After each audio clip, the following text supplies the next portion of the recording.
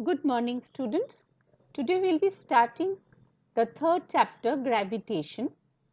The universal law of gravitation was given by Sir Isaac Newton, and the law states that every body in the universe attracts every other body with a force which is directly proportional to the product of their masses and inversely proportional to the square of the distance between them. So, we are considering two objects A and B which have masses m1 and m2, and they are attracting each other with forces F1 and F2. According to the universal law of gravitation, the two forces are equal. So, F1 is equal to F2 and we are considering them as F, and the distance between them is R. So, according to the first part of the law, this force of attraction is proportional to the product of their masses, which is m1, m2. So, F is proportional to m1, m2, and in the second part of the law it states that the force of attraction is inversely proportional to the square of the distance. If the distance is r, so it is inversely proportional. So, F is proportional to the reciprocal of r square. So, F is proportional to 1 by r square. If we combine the two equations, we are getting F is proportional to m1 m2 by r square. We are converting the proportionality sign with equal sign. So, F is equal to capital G m1 m2 by r square, where capital G is a constant of proportionality. When we are changing the proportionality sign into equal sign, we know that mathematically we have to multiply that with a constant. In this particular case, the proportionality constant G has a new name. It is known as universal gravitational constant.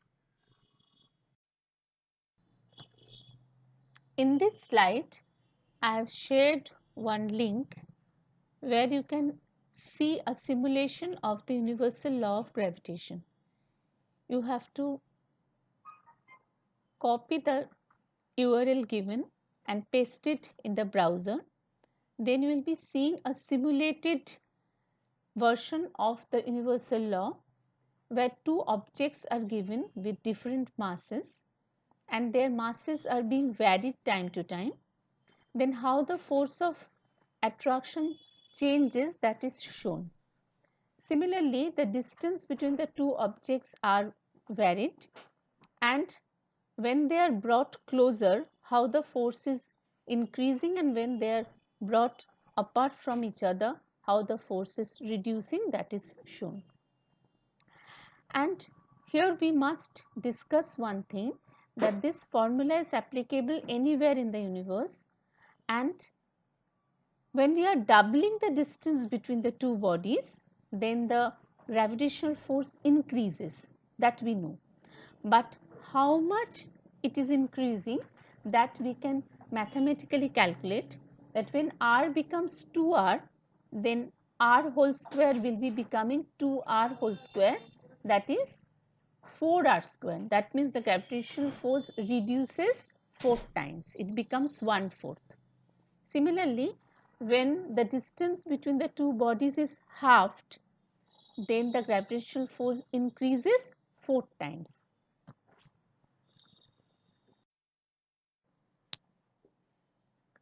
What do you mean by gravitational constant G?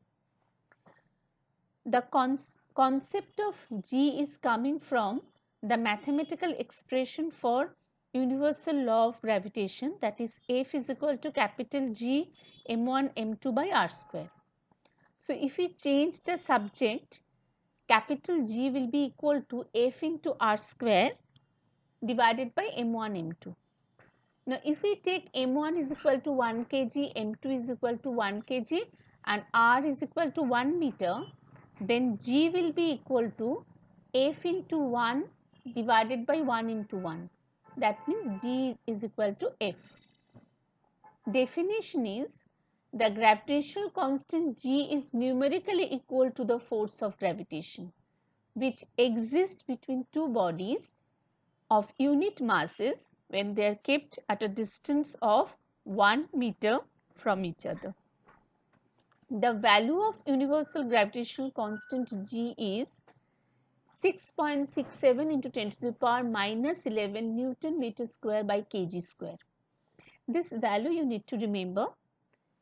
In the numerical it may be provided, but it's better to remember this value. And one thing we need to just notice in the value, that is, it is in the order of 10 to the power minus 11.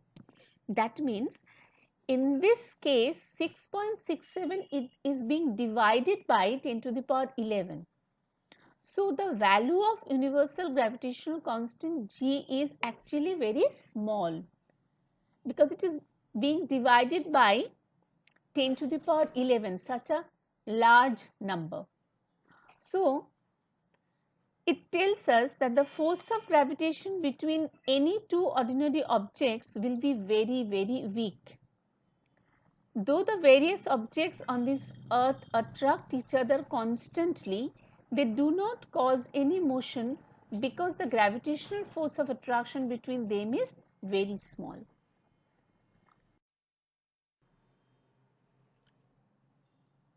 So we have learned that the value of gravitational constant is 6.67 into 10 to the power minus 11. But what about its unit? Once again, we are starting from the same mathematical formula for universal law of gravitation, that is F is equal to capital G m1 m2 by r square, and we are changing the subject of the equation. G is equal to F into r square by m1 m2. And we know that SI unit of force is Newton, SI unit of distance is meter, and SI unit of mass is kg. So if we just put the units in place of the notations, we are getting that in place of force we are writing Newton, in place of r square we are writing meter square, and kg into kg for m1 and m2. So finally we are getting the SI unit of capital G is Newton meter square by kg square. So you need not learn the unit, you can derive the unit in this way. Let us solve few numerical problems on the universal law of gravitation. The first numerical says that the mass of the earth is 6 into 10 to the power 24 kg, and that of moon is 7.4 into 10 to the power 22 kg.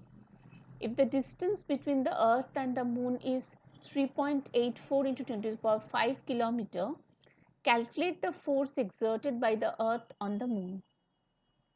G is equal to 6.7 into 10 to the power minus 11 Newton meter square by kg square.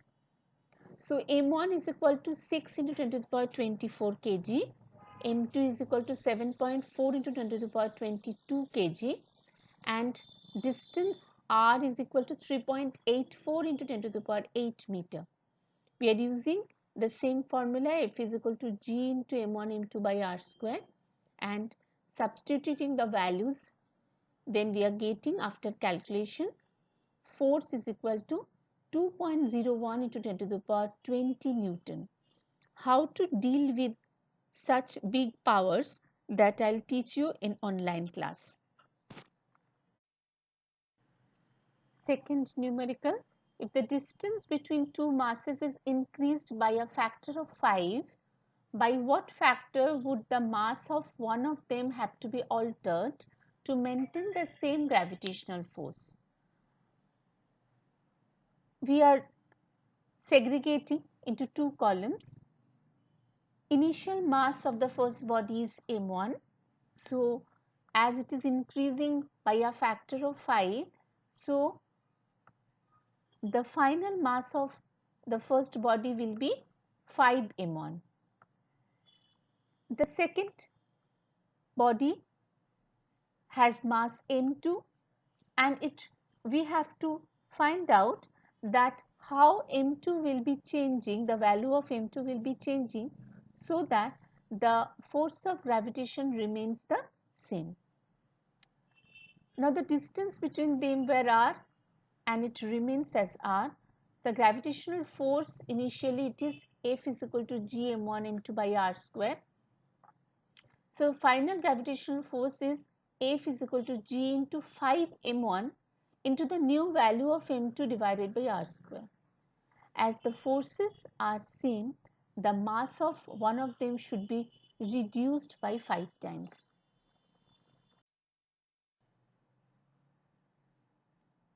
We are moving to third sum. What is the force of gravity on a body of mass 150 kg lying on the surface of earth? Here the mass of earth is provided 6 into 10 to the power 24 kg. Radius of earth is 6.4 into 10 to the power 6 meter and capital G is equal to 6.7 into 10 to the power minus 11 Newton meter square by kg square. Mass m1 is equal to 6 into 10 to the power 24 kg. Mass m2 is equal to 150 kg and distance r is equal to 6.4 into 10 to the power 6 meter. So force of gravity F is equal to g m1 m2 by r square. We are substituting the values and after calculation we are getting 1472 Newton. So we have to practice this kind of sum and we have to practice how to deal with this power. Now here is a critical thinking question on the universal law of gravitation. Two bodies of masses 3 kg and 12 kg respectively are placed at a distance of 12 meter. A third body of mass 0.5 kg is to be placed in such a point that the force acting on this body is 0. Find the position of that object. We are using the same concept, that is force is equal to g f m1 m2 by r square in both the cases, and we are thinking that the third body is placed at a distance of x from the first body which has mass m1. As the distance between them is 12, then the distance of the third body from the second body will be 12 minus x. Then we are substituting the value, we are solving for x. I hope this part of the chapter is understood by everyone. If you face any difficulty, you will be asking me and clear your doubts in online class. Thank you, children.